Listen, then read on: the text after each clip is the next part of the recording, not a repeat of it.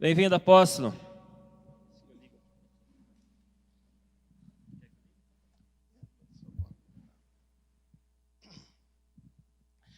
Boa noite, graça e paz, queridos. Uma honra estar com vocês aqui nesse final de ano, uma alegria, muito bom, prazer demais com toda essa liderança e nesse momento tão desafiador, mas Deus tem feito muitas coisas e eu estou muito feliz poder estar junto com vocês aqui, junto com o pastor Vanderlei, pastora Kélia, comunidade toda, todos os líderes. Uau, vocês são uma honra e um orgulho para mim.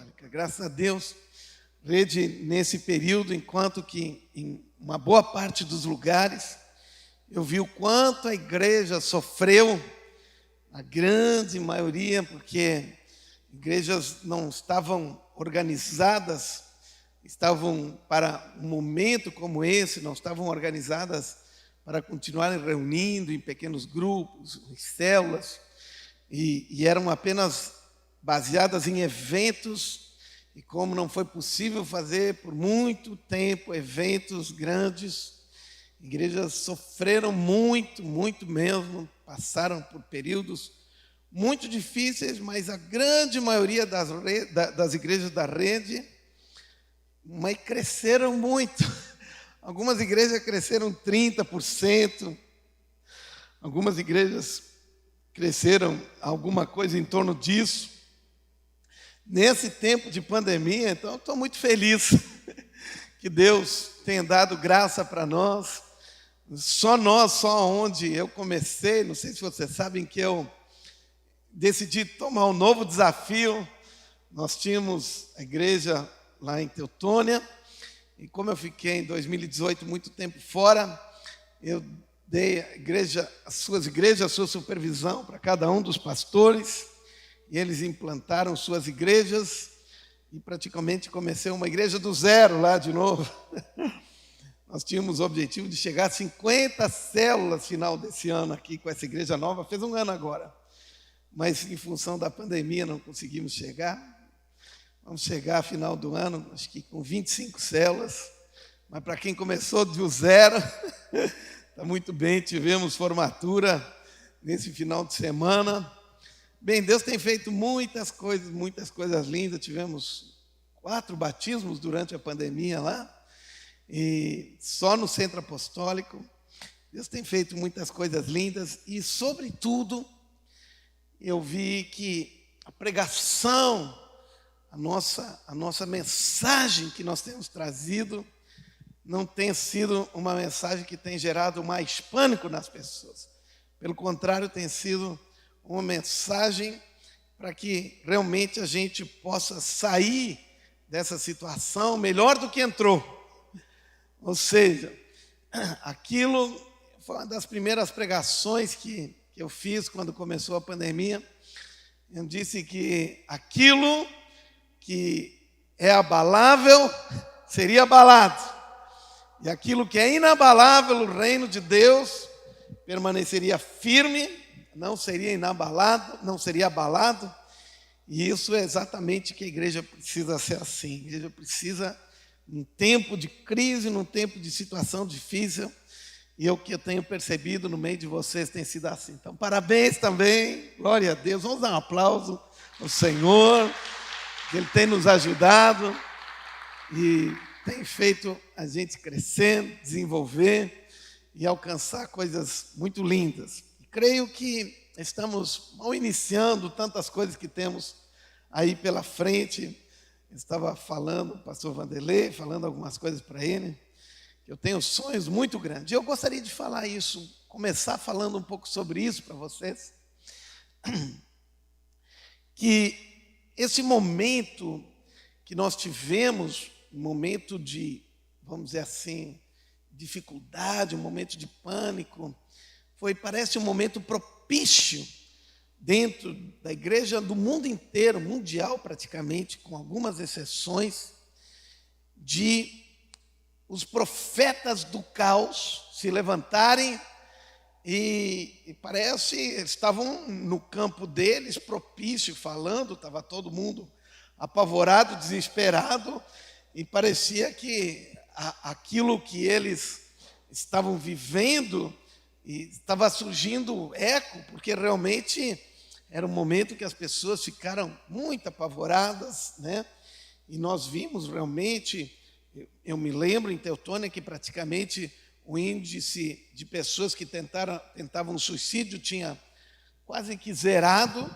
E esses dias o pessoal, nós temos muitas pessoas na igreja que trabalham no hospital e trabalham na vigilância sanitária, e trabalham nos postos de atendimento lá. Desde ser apóstolo, só nas últimas 2 semanas, tanto de ficha assim de gente que tentou suicídio.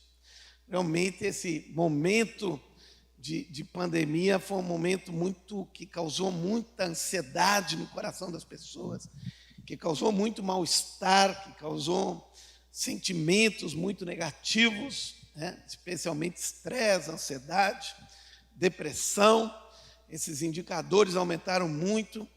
Na verdade, a Universidade de Sydney, na Inglaterra, fez um estudo lá no início e disse que provavelmente seriam 10 vezes mais pessoas que morreriam em função das consequências da pandemia do que por causa da pandemia. 10 vezes mais. Era a previsão deles, da Universidade de Sydney, na Austrália. E hoje eu não duvido, porque praticamente os números estão praticamente mostrando isso. E lá no início, a gente começou a falar algumas coisas, porque nós não vivemos momentos como esse, e agora nós aprendemos a construir, mas como cristãos, como a gente tem a palavra de Deus, nós temos uma base muito mais sólida de sustentação. Eu tinha falado um bom tempo de que nós pregávamos muito sobre fé, por exemplo. Vocês já me ouviram falar muito sobre fé. O apóstolo Estevão, eu sempre brinco que eu estava lá em Cruzilhada e daí o apóstolo Estevão disse assim: Ricardo, vai pregar sobre o que hoje? Eu disse: vou pregar sobre fé. Daí ele começou a rir, eu perguntei para ele: por que está rindo? Ele disse: é a 7ª vez que o senhor está aqui, as 7 vezes o senhor pregou sobre fé. Mas é quase que proposital isso, porque nós ocidentais temos um problema muito sério de entender o conceito de fé. Porque nós, inclusive, tem pregadores que falam muito sobre que fé é uma questão de pensamento, que nós temos que a fé está na mente, assim por diante.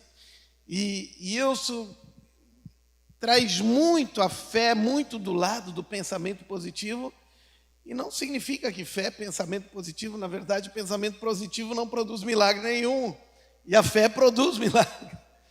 Então, nós não podemos confundir fé com pensamento positivo.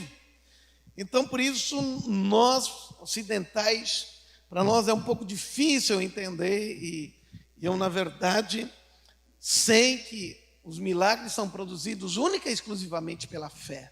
Não existe outra forma de gerar e produzir milagres. Então nós, como cristãos e homens e mulheres de Deus que querem experimentar milagres, nós precisamos entender muito sobre fé. E por isso é um dos motivos, como tendo falta de conhecimento sobre a questão da fé, eu sempre estudei muito e me dediquei muito para compreender bem, para mudar a nossa visão de fé, para aprender a viver numa dimensão de milagres. E foi que realmente a rede apostólica, nós entramos numa dimensão de milagres. Eu estava em Campo Grande esses dias, com a academia, nós tivemos a primeira academia na cidade de Campo Grande, no Mato Grosso do Sul, faz 1 mês atrás agora. E eu fui pregar na igreja de um apóstolo lá, e a igreja, pensa eu, um alemão assim, e daí fui lá na igreja, toda a igreja, desde o pastor, sua esposa, e todos os membros da igreja, tudo oriental, tudo de olhinho puxado.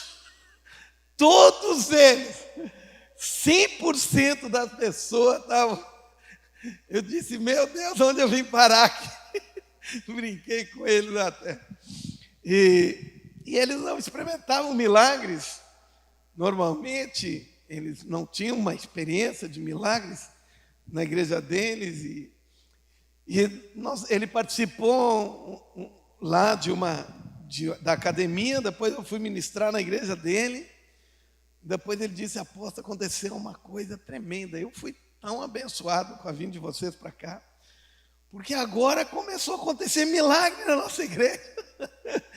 Eu comecei a orar pelas pessoas, elas começaram a ficar curadas. Eu disse, glória a Deus, é isso que acontece mesmo. Então, nós precisamos saber muito sobre fé. Também, nós pregamos muito sobre amor. Eu, pelo menos, preguei muito sobre amor. A Bíblia diz que existem 3 fundamentos da nossa vida cristã, que é fé, amor e esperança. E eu, pessoalmente, estudei muito sobre amor, porque eu tinha muita dúvida sobre amor, como talvez muitos de vocês, mas eu me indagava, e como eu sou muito indagativo, eu quero saber as coisas como funcionam, eu me perguntava assim, Deus, eu nunca me esqueço, eu orando para Deus, eu dizia assim, Deus, a tua palavra diz que eu tenho que te amar acima de todas as coisas. Acima de tudo, eu preciso te amar. E eu dizia assim, mas Deus, deixa eu entender esse negócio. Se amar é uma coisa que eu não controlo, é um sentimento, é uma paixão, eu não tenho domínio e eu não tenho controle como isso, em relação a isso, como é que eu posso te amar acima de todas as coisas se essa questão do amor não está no meu controle? Se amor é como que uma paixão, é uma coisa que a gente não consegue controlar. E eu me indagava sobre isso. Então, Deus, como é que tu vai me cobrar depois que eu não te amei? Se eu não te amei acima de todas as coisas, como é que tu vai me cobrar? E como é que eu quero te amar acima de todas as coisas, mas se isso não está no meu controle, como é que eu vou te amar acima de todas as coisas? Se amor é uma paixão, uma questão de emoção, de sentimento. E quando então fui estudar na Bíblia, eu entendi que amor pela palavra de Deus não tem nada a ver com essa paixão que nós falamos, que é um sentimento. Amor, biblicamente, é uma decisão. É uma decisão e é uma escolha. É uma escolha que eu escolhi e que eu preferi acima de tudo. Quando Deus diz assim, que temos que amar a Ele acima de todas as coisas, Ele está dizendo, vocês têm que me preferir. Vocês precisam me colocar a mim acima e à frente de todas as coisas. Amor não tem a ver com sentimento na Bíblia. É de preferência, é de decisão. Amor tem a ver, quando a Bíblia fala sobre amor, ela tem a ver com doação, em dar. Então, quando Deus diz que Ele amou mais a Jacó que odiou a Esaú, Ele não está falando sobre sentimentos, que Ele amou sentimentalmente mais a Jacó e odiou a Esaú. Ele não está falando disso, porque não funciona assim no pensamento hebraico. Amor significa preferência. Ele disse, eu preferi a Jacó, eu escolhi a Jacó, eu gostei mais de Jacó. Jacó, para mim, foi o eleito, aquele que eu elegi como o principal. Então, quando nós aprendemos muito sobre amor, estudamos, provavelmente muitas células nós passamos, e talvez vocês desenvolveram nas células, sobre amor também, algumas células que eu escrevi sobre isso. Mas, de fato, eu tenho um pouco mais de 40 anos de vida de fé. Talvez eu tenha mais de vida de fé do que muita gente de vida aqui. Mas, desses 40 anos de vida de fé, eu tenho 39,5 de pregação. Eu com 6 meses de vida de fé, já comecei a pregar o Evangelho. Nesses 40 anos, outro dia alguém me perguntou e disse assim: apóstolo, o senhor já pensou alguma vez em desistir? E sabe de uma coisa que nunca deixei isso subir no meu coração. Nunca eu decidi amar a Deus acima de tudo e nunca vacilei uma vírgula em relação a isso aí.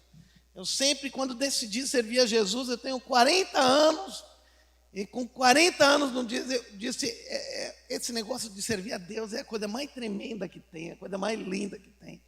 Mesmo que às vezes o diabo venha, sussurra no ouvido da gente algumas coisas, um preço alto pagando, isso, aquilo, né? Mas sabe de uma coisa? Eu sei que a história já foi contada. E eu sei que eu estou do lado daquele que vai ganhar a batalha no final dela. Então, como eu sei como termina a história, eu preferi ficar do lado daquele que vai ganhar na história, e não daquele que vai ser derrotado no meio da história. Então, como eu já sei o final da história, eu não tenho problema nenhum, sempre servi a Deus de coração. Mas como eu estava falando, eu não sei, Vanderlei, quantas vezes nesse período de vida que tu tem de pregador também, foi feita alguma vez alguma pregação sobre esperança? Eu me lembro desse período de 39 anos e meio, que eu preguei uma vez sobre esperança, em 39 anos e meio. E eu me lembro direitinho a pregação que eu preguei sobre esperança, e falei que a esperança, em hebraico, é a mesma palavra que corda, aquela corda que está trançada. A palavra esperança e a palavra corda trançada é a mesma palavra no hebraico.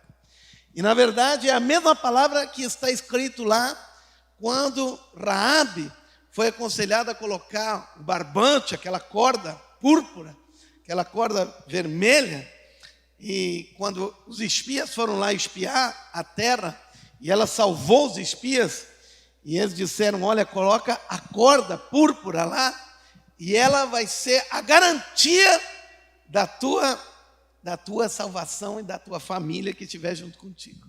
Mas nós só temos compromisso contigo se a corda estiver lá. Se a corda estiver lá, tu pode ficar tranquila que tu e a tua família vão estar salvos. E essa é a tua garantia. A corda é a tua garantia. E aquela palavra é esperança. Ou seja, ela não tinha uma possibilidade. Os espias disseram que se a corda estivesse lá, era 100% certo que ela e a família dela seriam resgatados. E a esperança é isso. Esperança bíblica não é: eu espero que amanhã faça um dia bonito, não tão quente, está a previsão de esquentar muito de novo. Eu espero. Mas a gente nunca sabe se vai ser ou não vai ser. Não é isso esperança na Bíblia. Esperança na Bíblia é uma certeza, é uma convicção. É uma convicção que nos dá base. Como para Raabe, ela tinha certeza absoluta que ela iria ser resgatada junto com a família dela. Isso é esperança. Então, esperança bíblica, quando fala na palavra de Deus, é isso. E essa foi a minha pregação que eu fiz alguns anos atrás sobre esperança. A única pregação na minha vida que eu tinha feito sobre esperança. E agora, neste período, parece que foi um período muito propício para a gente falar sobre esperança. Eu pregava, durante esse período todo, eu acho que não teve um dia que eu não falei sobre alguma coisa de esperança. E a palavra esperança, e a esperança é algo muito poderoso, que nós precisamos e necessitamos obrigatoriamente carregar junto conosco. Por quê? Porque a esperança, ela gera algo tão extraordinário dentro de nós, mesmo no meio do pânico, mesmo no meio do caos, mesmo no meio da desgraça, mesmo no meio da situação mais difícil que tem, A pessoa que tem esperança é uma pessoa que está altamente motivada. Por isso que a Bíblia diz que a esperança é a âncora da alma.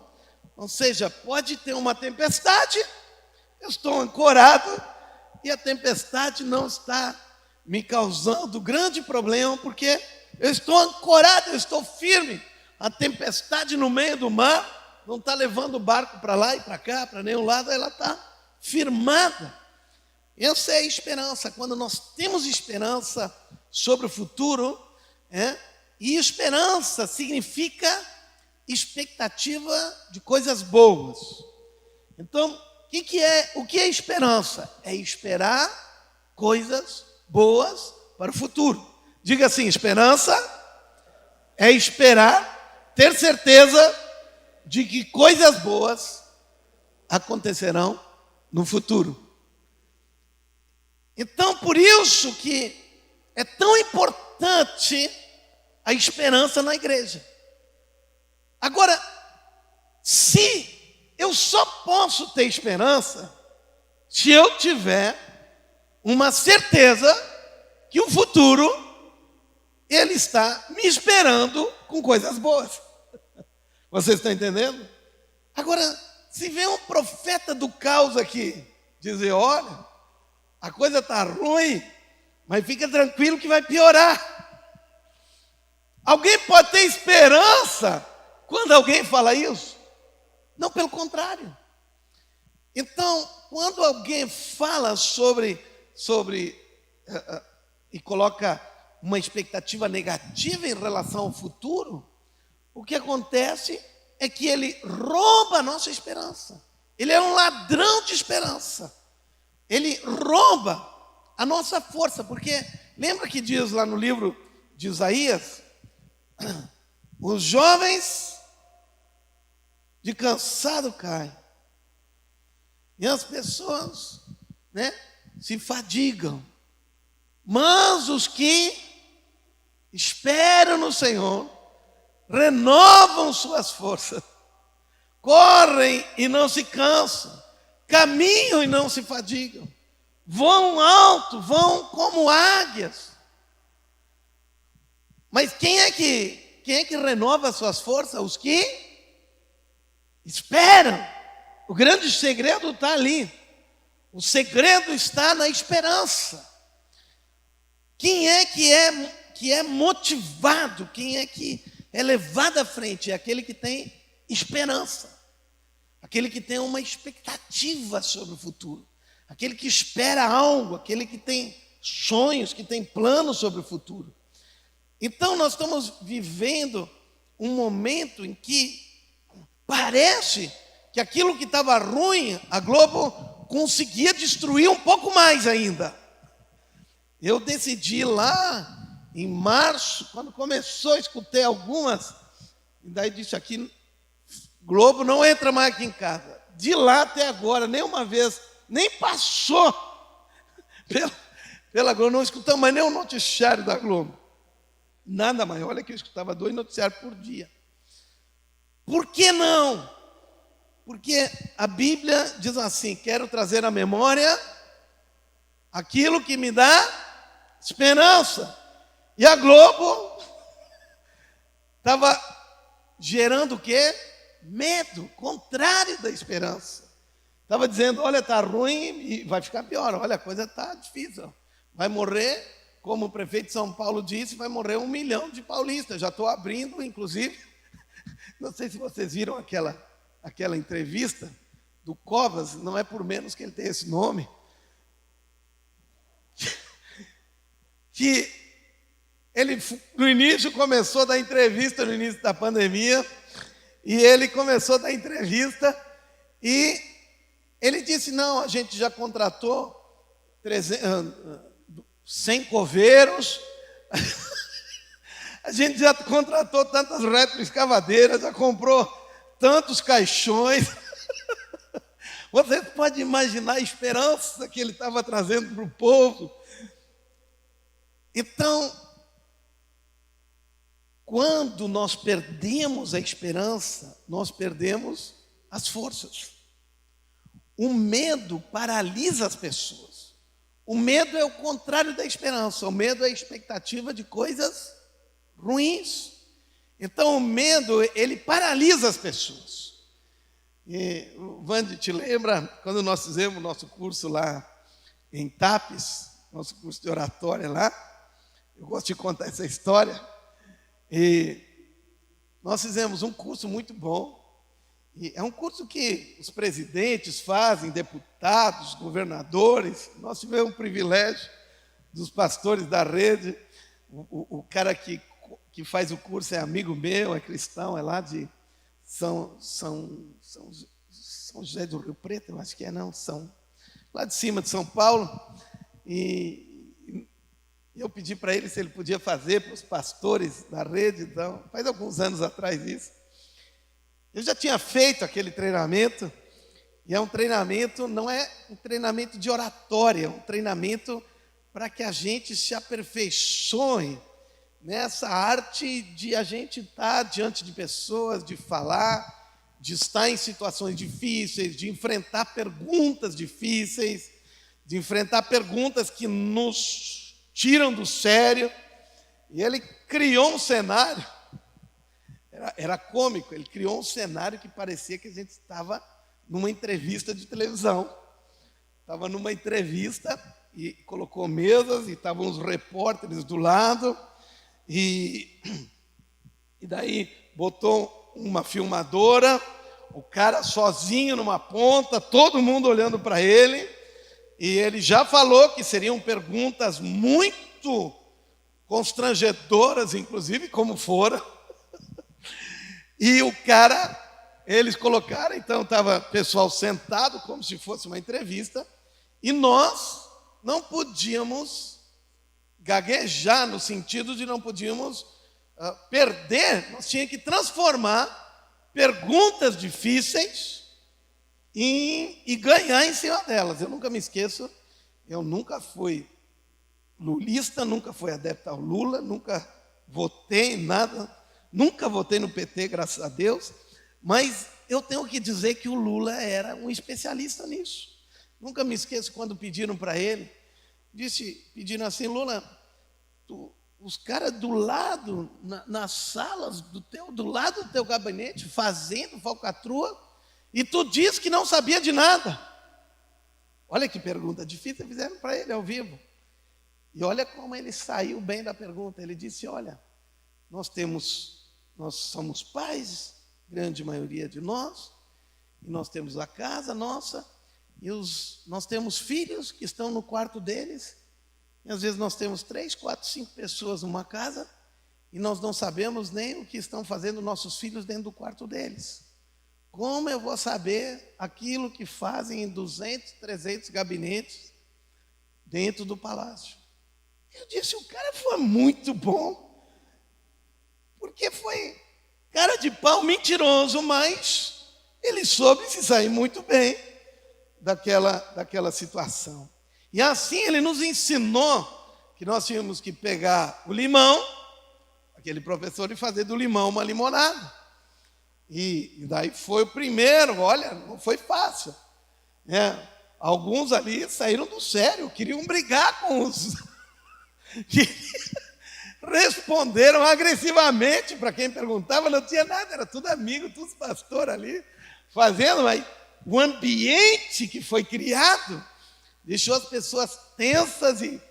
Mas quando chegou, e um pastor, ele estava tão nervoso, ele estava tão com medo da situação, e foi feita a pergunta para ele, e ele estava aqui e ficou.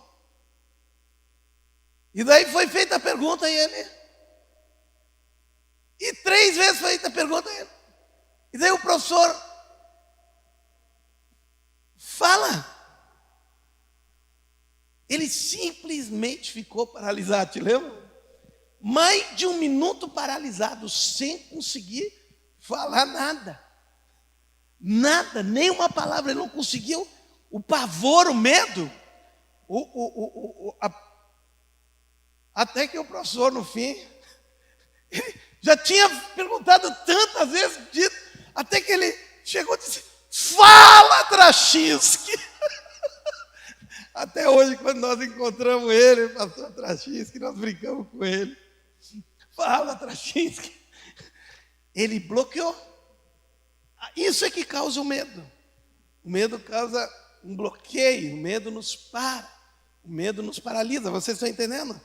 Então, o que o diabo faz? O diabo nos paralisa. Como ele nos paralisa? Através do medo, através do pavor, através do temor.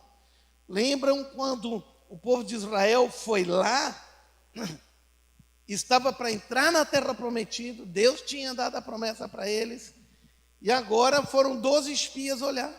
E quando os 12 espias voltaram, 10 deram um reporte negativo, que fez o quê? Gerou medo no povo. E o povo ficou bloqueado. Por quê? O medo roubou a esperança do povo. E bloqueou o povo. Eles disseram: não dá para entrar, nós não vamos entrar. Eles só entraram, estava tudo pronto, mas não entraram. O medo gera desânimo. Lembra quando Neemias estava voltando, construindo o muro?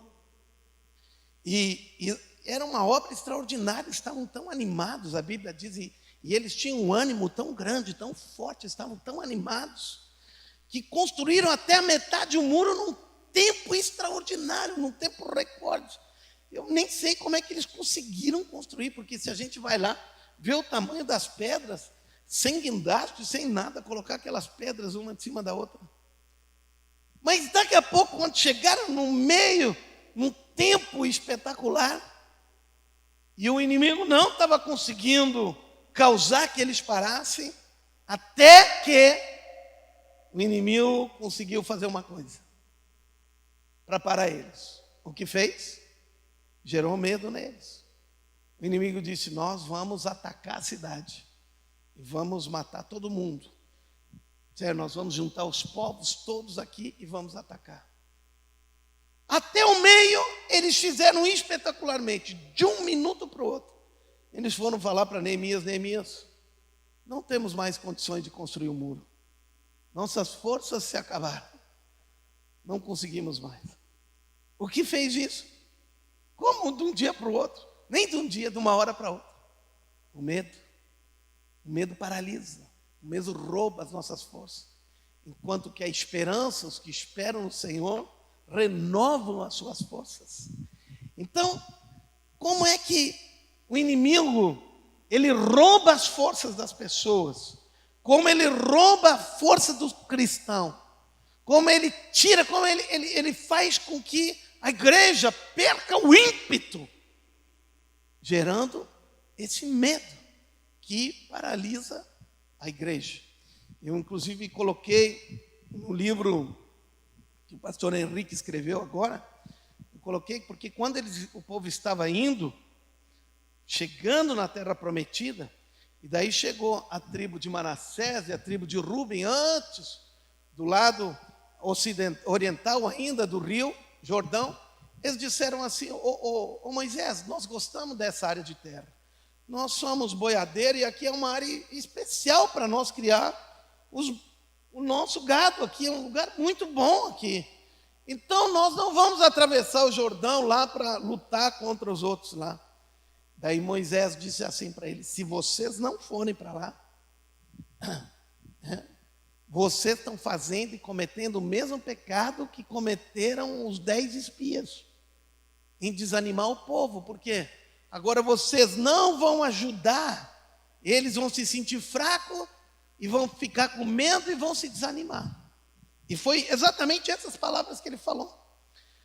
Ou seja, e daí eles disseram: não, então vamos fazer o seguinte, nós vamos junto, nós vamos atravessar o rio, nós vamos lutar junto, e depois nós voltamos. Daí Moisés disse: ok, só que é o seguinte, se vocês não fizerem isso, o pecado de vocês desanimar o povo vai vir sobre vocês. Ou seja, desanimar o povo, gerar medo no povo, gerar insegurança no povo, é muito sério diante de Deus. Então, toda vez que nós pregamos um evangelho que diz que a coisa vai ficar pior, olha, não sei. Nós estamos roubando a esperança, roubando o ânimo. O evangelho que nós pregamos, por isso a Bíblia diz que o evangelho é da esperança. Por quê? Porque nós sempre dizemos que Deus tem algo melhor. Diga assim: Deus tem algo melhor para mim. Amém? Por isso que a Bíblia fala que quando fala da armadura, ela usa aqui o nosso capacete. Vocês passaram isso na célula, provavelmente. O nosso capacete é o capacete da salvação, o capacete da esperança da salvação. Por quê? Ele usa o capacete no sentido de que nós não devemos deixar que venha coisas e ocupem a nossa mente para tirar a nossa convicção sobre aquilo que Deus tem para nós. Amém? Então, nós tivemos um ataque ferrenho contra a igreja, de dentro da igreja, nesses últimos tempos. Por quê? Porque surgiu gente de tudo que é lado, profetizando desgraça, profetizando que a coisa iria de mal a pior. Mas graças a Deus nós já temos tomado uma posição. Vanderlei foi pioneiro sobre isso, sobre a pregação de uma escatologia vitoriosa, uma escatologia que nós chamamos apostólica, uma escatologia otimista, uma escatologia em que nós sabemos que o reino de Deus vai crescendo, crescendo, e vai crescendo, como a Bíblia diz, até que encha toda a terra. Então, essa é a nossa expectativa, é isso que nós cremos, é isso que nós olhamos. Só que as pessoas olharam a situação pontual, que nós estamos vivendo. Eu até coloquei no meu Face, um cara fez um estudo do percentual da população mundial que morreu em cada uma das pandemias. A nossa que nós estamos está lá embaixo, insignificante o número comparado a tantas outras pandemias que tiveram. Mas conseguiram transformar isso numa desgraça mundial, numa situação tão terrível. O medo tomou conta das pessoas de uma forma e freou definitivamente muita gente dentro da igreja, inclusive. Por quê? Porque começaram a falar de um futuro sombrio, de um futuro negativo, de um futuro ruim, e as pessoas começaram a ficar que nem o Trachinski. Um outro exemplo que tem, aconteceu no Inter, isso aí, e é fato mesmo isso que aconteceu. O Inter estava indo muito mal, normal, e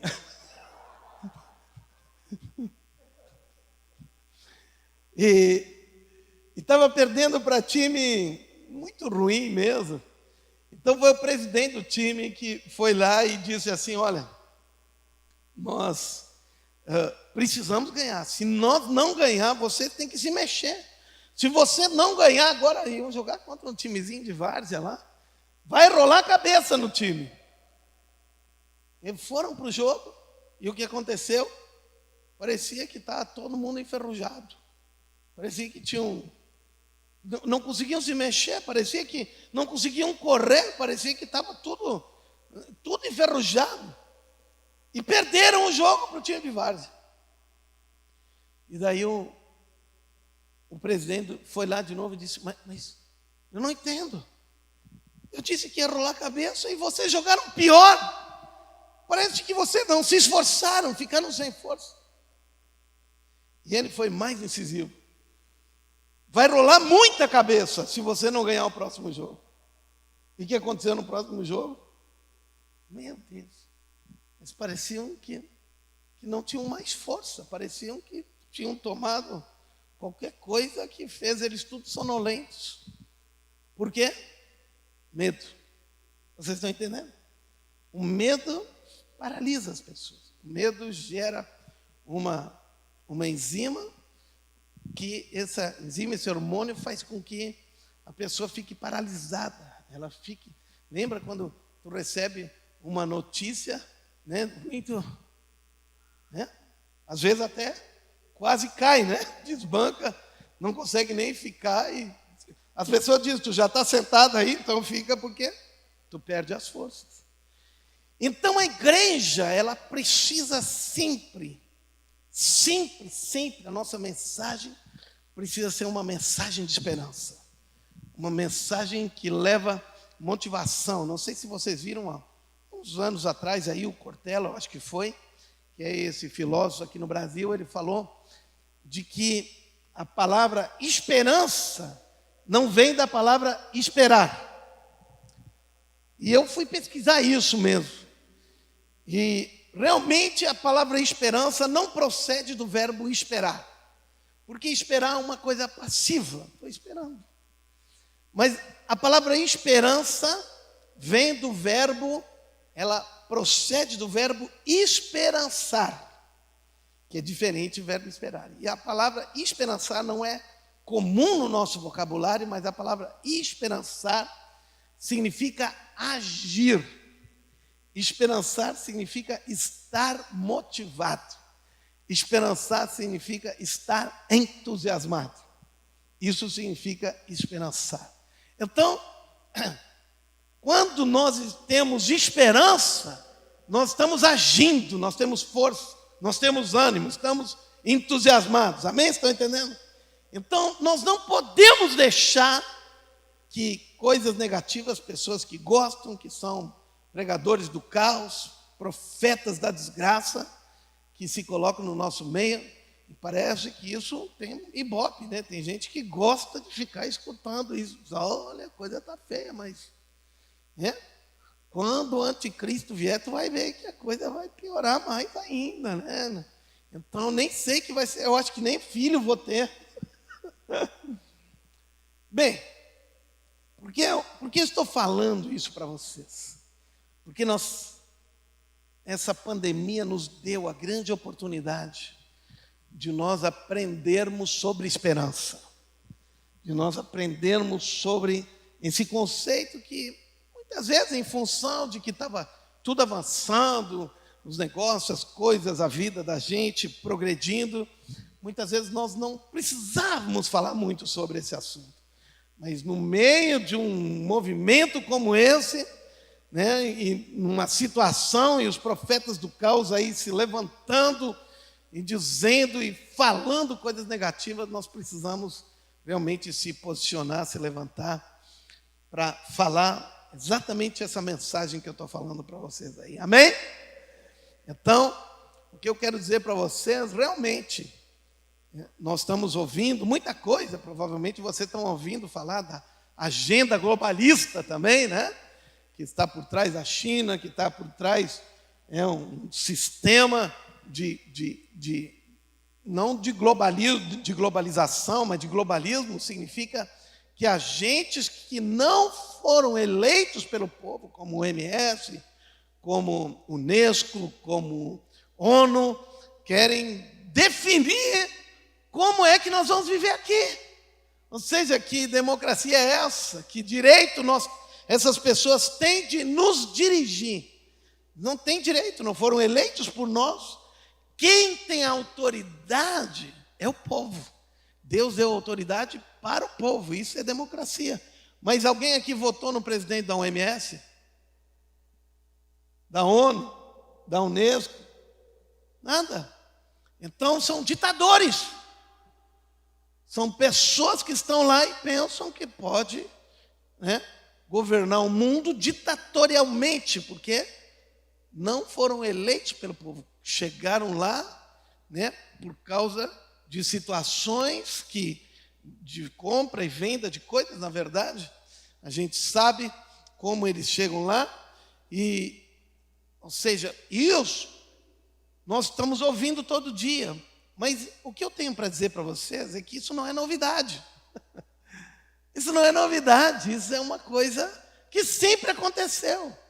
Semana passada eu tive reunião com os pastores da nossa cidade e eu descrevi desde o início da história da humanidade, desde da história que chama Uruk, que é hoje o Iraque, desde Nimrod, e depois vem vindo, sempre impérios tentaram tomar conta da humanidade. Nós sabemos lá, depois veio Nimrod, nós sabemos que os persas fizeram um grande império, sabemos os babilônicos fizeram um grande império, os gregos fizeram, os romanos, os chineses, o Gengis Khan, para vocês terem uma ideia, fez um império tão grande que ele dominava desde a Coreia até a Hungria. Um império enorme. Mas entenda uma coisa. Todo joelho se dobrará e toda língua confessará. Não é para os chineses, não é para Gengis Khan, não é para os gregos. Todos eles confessarão e se dobrarão diante de Jesus. No livro de Apocalipse fala que todos os reinos serão entregues ao Rei dos Reis. Ele é o único Rei dos Reis e Senhor dos Senhores. Só Ele, ninguém mais governará toda a terra e todos os reinos. Amém? Alguns sempre estão tentando. A concentração de poder é uma coisa natural. O poder é como uma gravidade. Quanto mais poder tem, mais poder vai querendo. Quanto mais poder vai querendo, mais poder tem. Eles vão se concentrando. Mas o poder corrompe. Pouco poder corrompe pouco. Muito poder corrompe muito. Então, o modelo de Deus nunca é um modelo de concentração de poder. O modelo de Deus sempre é um modelo de dispersão de poder. Ou seja, não colocar muito poder na mão de um homem. Por isso, nós temos 3 poderes. Deveriam limitar um ou outro, mas eles estão em aconchavo ultimamente. Então, por isso que na igreja existe um presbitério, não é um chefão que manda em tudo, não é um imperador. E eu quero dizer para vocês que o plano de Deus e os projetos de Deus se cumprirão. Amém? E por isso que nós podemos ter expectativa do futuro. Por isso que nós não podemos ficar olhando para trás e temos que olhar para frente. Quem tem posto a mão no arado não pode mais olhar para trás. Lembrem-se da mulher de Ló. Mulher de Ló olhou para trás, ficou parada, virou uma estátua de sal. Quando nós olhamos para trás, quando olhamos para as circunstâncias, nós precisamos olhar para frente. Mas não olhar para frente com os prognosticadores da desgraça. Olhar para frente com as promessas de Deus diante dos nossos olhos. Porque quando nós olhamos para trás, nós paramos. Por isso que Salomão disse assim: nunca fale como foram bons os dias de ontem. Como a gente gosta de falar, né? Bons tempos aqueles. Parece que a gente está querendo voltar lá, né? Significa que tu acha que os melhores teus dias já foram. Significa que tu não tem esperança de coisas melhores. Eu sou o contrário. Eu acho que os melhores dias, não acho, eu tenho certeza, eles estão diante de mim. Eu sonho sempre sonhos maiores. Eu sempre quero coisas melhores, sempre mais. É assim que Deus nos ensina a viver realmente fortalecido. Lembro quando o povo tinha ouvido falar que Jesus tinha morrido e agora os discípulos de Emaús estavam indo cabisbaixo, para a terra deles. Eles estavam tão cegos, amedrontados, que vocês podem imaginar, os 11 discípulos de Jesus se trancaram junto com os outros, provavelmente no cenáculo, estavam trancados, chaveados lá dentro. Pedro acabou indo pescar. Jesus disse: vocês fiquem em Jerusalém. Eles não ficaram, foram para Galiléia.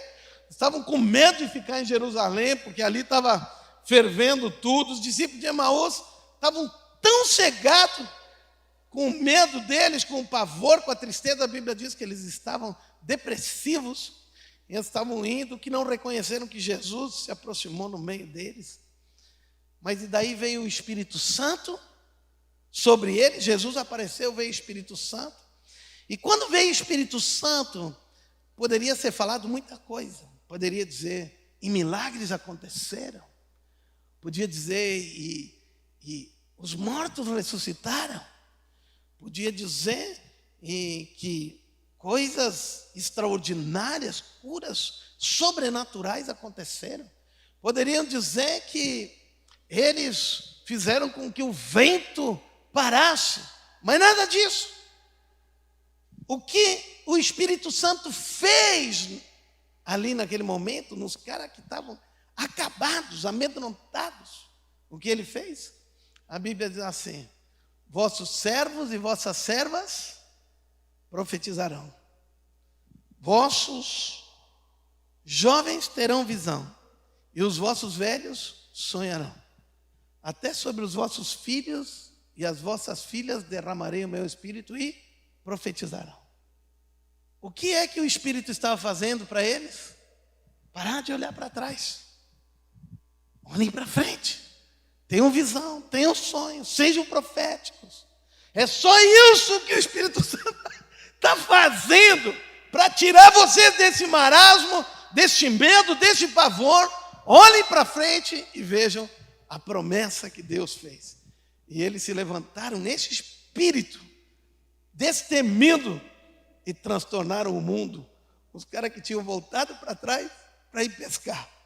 Vocês estão vendo o que significa olhar para frente, profeticamente, com visão, com clareza, com esperança? Então, eu quero dizer para vocês, eu acho que eu vou me encontrar no meu leito de morte, ainda sonhando coisas para fazer. Falando de projetos, falando de coisas bacanas para fazer, de sonho, de alcançar coisas grandes. É isso mesmo. Não é por menos que Caleb, quando chegou com 85 anos, Josué, no capítulo 13 de Josué, Deus vem para Josué, Josué está ficando velhinho, já não tem mais força, está acabado, e ficou toda essa terra para ser conquistada. No capítulo 13. No capítulo 14, chega Caleb, que tinha quase a mesma idade de Josué, 7 anos a menos, apenas que Josué, e disse assim, Caleb disse para Josué, Josué, quando eu tinha 40 anos, recebi a promessa de Hebrom, e agora tenho 85, se passou 45, e o meu vigor, e a minha força, e o meu ânimo é igual a 45 anos atrás. Estou pronto para conquistar. Sabe por quê? Uau! Ele tinha a visão de conquista, de alcance da promessa. Você está entendendo? Quer te manter jovem? Quer te manter vigoroso? Tenha sonhos, tenha projetos. Vá em frente. Nunca fique olhando para trás. Nunca pare de sonhar. Sempre vai olhando para frente. Esse é o segredo da juventude e do vigor. Muito bem, espero que eu tenha contagiado vocês hoje um pouco aqui.